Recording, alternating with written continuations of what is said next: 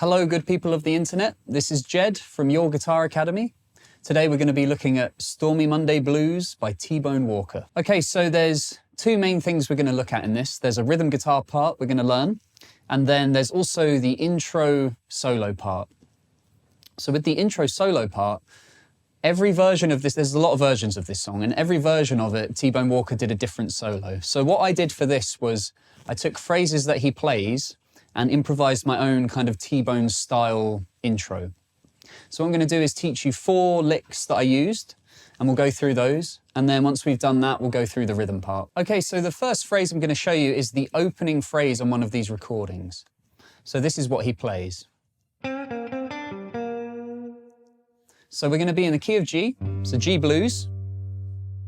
And that's the phrase right there. It's lovely. So if you know your blues scale or your minor pentatonic, this should all make sense. So this is the shape we're using here. It's box 1, minor pentatonic, or blues. I mean, this note does happen a lot. So I'm thinking blues scale. But we're going to start on this note. And what we do is we bend it very slightly up. So we're bending that note, so that's the 5th fret on the G string. And then we're going down to the 3rd fret on the G string. Then we're going back to the 5th, but we're not bending it this time. Then the 3rd fret on the B string. Then we're jumping down to the root note, so that's the 5th fret on the D string. And then the last note is the 3rd fret on the G string, and we give that a little bit of a bend as well. So again, all together, that's this. And I'll do that a little bit slower for you.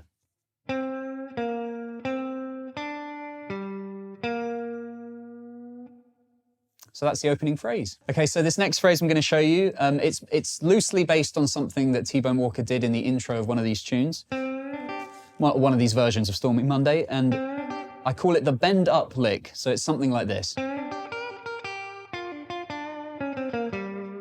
So what I'm doing there is I'm bending up, a full tone bend on the 5th fret on the G string, and then we do this.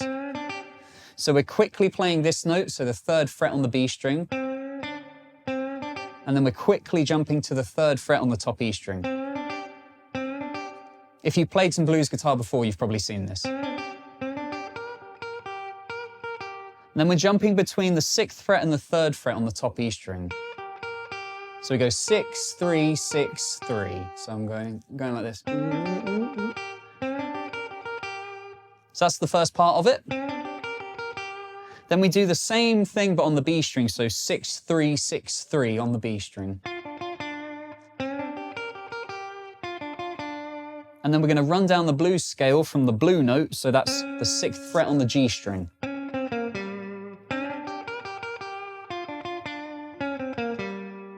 So that's the whole phrase. Okay, the next phrase we're going to look at, I called this down to the 5th and up to the 5th. The reason being is we're going to bend down to the 5th. Well, we bend down to the root note, then we hit the 5th, that's the lowest note in the phrase, and then we travel all the way back up to the 5th. So what I'm doing, I'm starting on the same note we've started on before, so this 5th fret on the G string. What I'm doing there is a half bend up, letting it come back down, doing a pull off to the 3rd fret on the G string, then hitting the root note on the D string, so that's the 5th fret. Then I'm jumping to the 5th fret on the A string. So that's our 5th in the key, so that's a D note. And then we just travel back up the pentatonic scale. So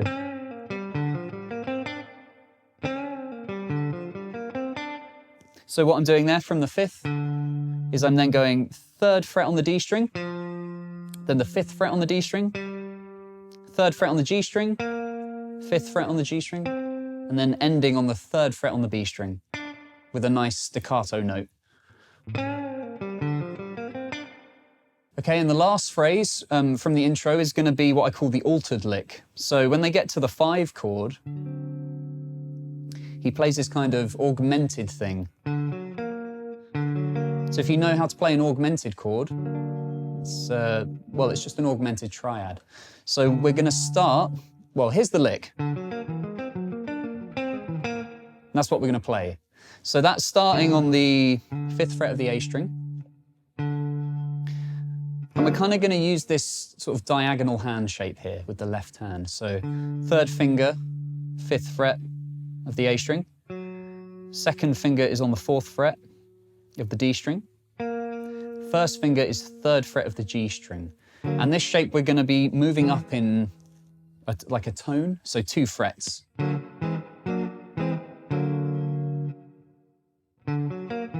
And the way we're going to play it is we're going to travel up the strings. So we're going to hit the A string, and then the D string, and then the G string. So that's... And we're going to do that arpeggio once for each chord. So we start here on the 5th fret. Then we're going to move our hand up to the 7th fret on the A string and do the same thing. Then we're going to move up again to the 9th fret and do the same thing. So that should sound like this all together.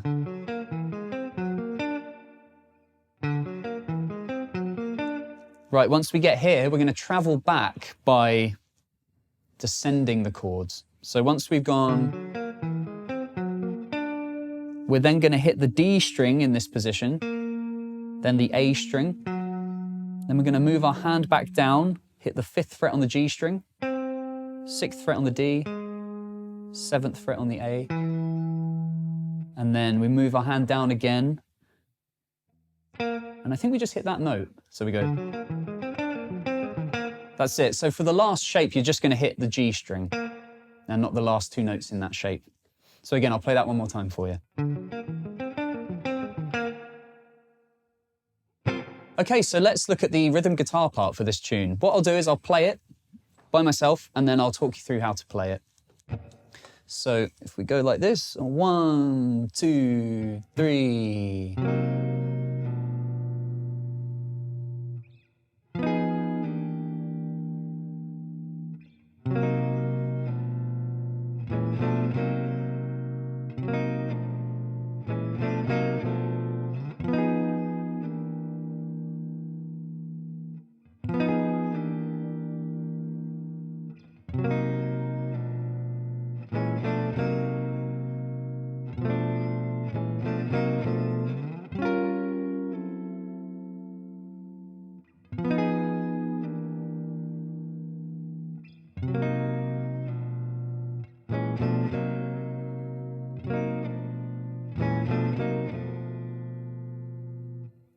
Cool, so what I'm using here is, it's what looks like a B minor 7 flat 5. So we're in the key of G, we're playing a G blues, and if you've got a bass player, he's going to be playing the root notes, so he's going to be playing G. So if you play this shape, it's essentially a G9. The way I'm playing this, and we're going to use this finger position for each of the 3 chords. So for the G chord, so that'll be a G9, for the C it'll be a C9, and for the D it'll be a D9. The way I'm playing this shape is I've got my 1st finger on the 2nd fret of the A string, 3rd finger on the 3rd fret of the D, 2nd finger on the 2nd fret of the G, and 4th finger on the 3rd fret of the B. Now, this shape is the same across the neck. The way I talk about where the position is based on the 1st finger. So if I say the 2nd fret, we'll play it here. If I say the 7th fret, we'll play it here. So that'll be our C9. If I say 9th fret, it will be the D. And what I'm doing with this rhythm part is I'm approaching each chord from a semitone above. So playing the chord and then sliding into it. So the very first chord happens on beat 4 before the first bar of the 12 bars. So that sounds like this. 1, 2, 3, 4. So the slide is happening right on the first beat of the bar. 2, 3, 4.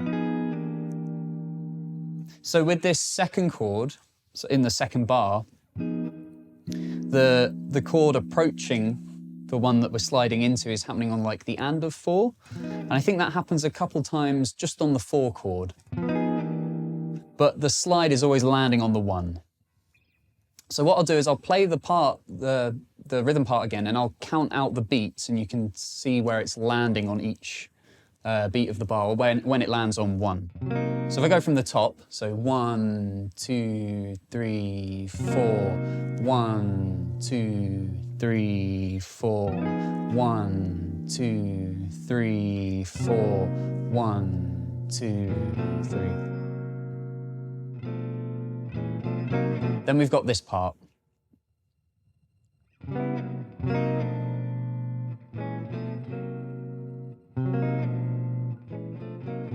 So this is happening in like bars 3 and 4. So when we go back to bar 3, 1, 2. On the and of 2, we're doing this chromatic rising of the same chord shape, but we're going to be starting on the 1st fret. So that's going to be, so we're doing 1st fret, 2nd fret, and then the 3rd fret. So moving up chromatically. So let me start from the 3rd bar again. So we go 1, 2, 3, 4, 1. And then that's the next bit. So that will sound like this. So we got 4, oops, let me do that again. 1, 2, 3, 4, 1, 2, 3, 4, 1. So the next bar, we're doing essentially the same thing but slightly quicker, and that's happening on beat 2. So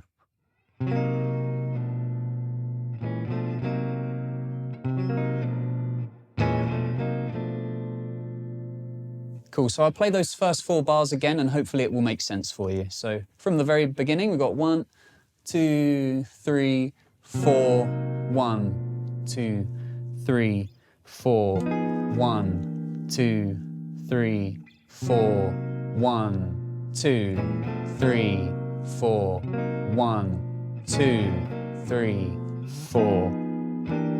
And then we're on to the next bit. So then we move up to the 4 chord.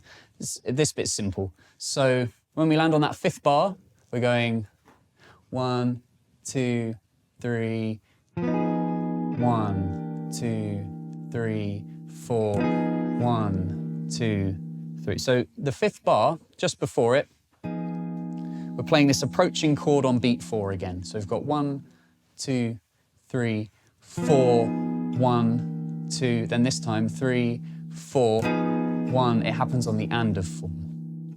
So that would be bar, what bar would that be? Bar 6, I think. So we've got 1, 2, 3, 4, 1, 2, 3, 4, and 1, 2, 3. And then we're back to our 1 chord, doing the same thing we did before. So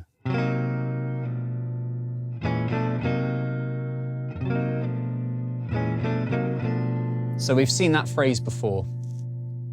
Then we're going to move up to our 5th chord. So that's the D7 with exactly the same approach. So we're doing this again.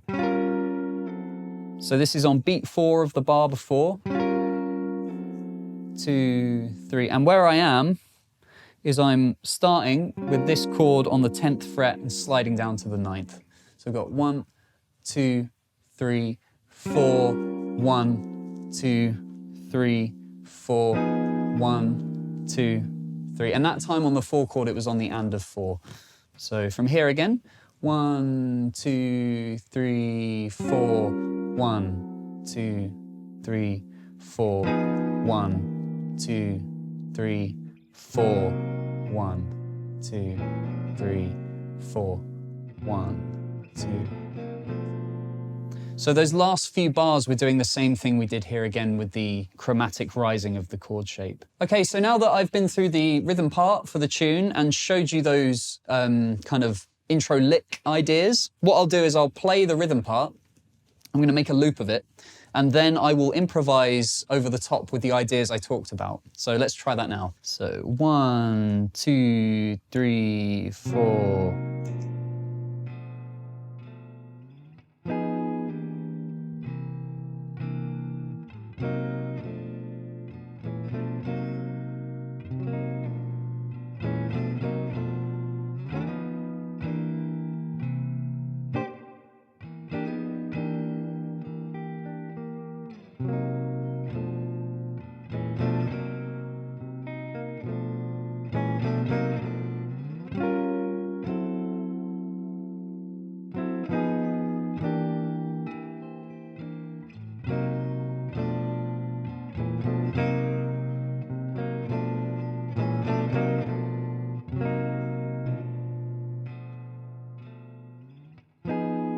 Great, so there's my loop.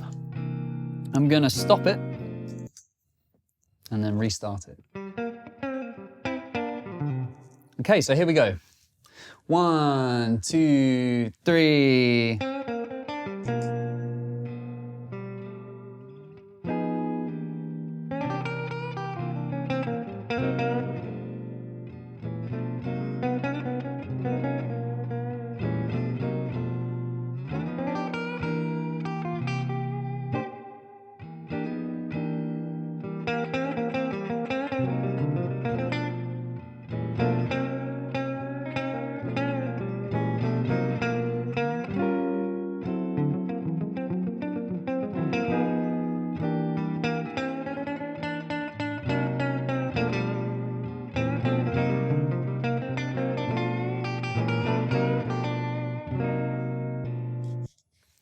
Cool, so there was a little sort of intro T-Bone Walker style thing I did with those ideas.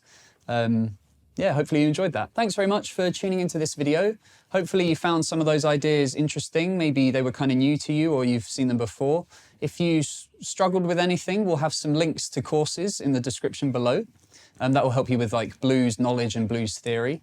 Otherwise, thanks very much and I'll see you next time.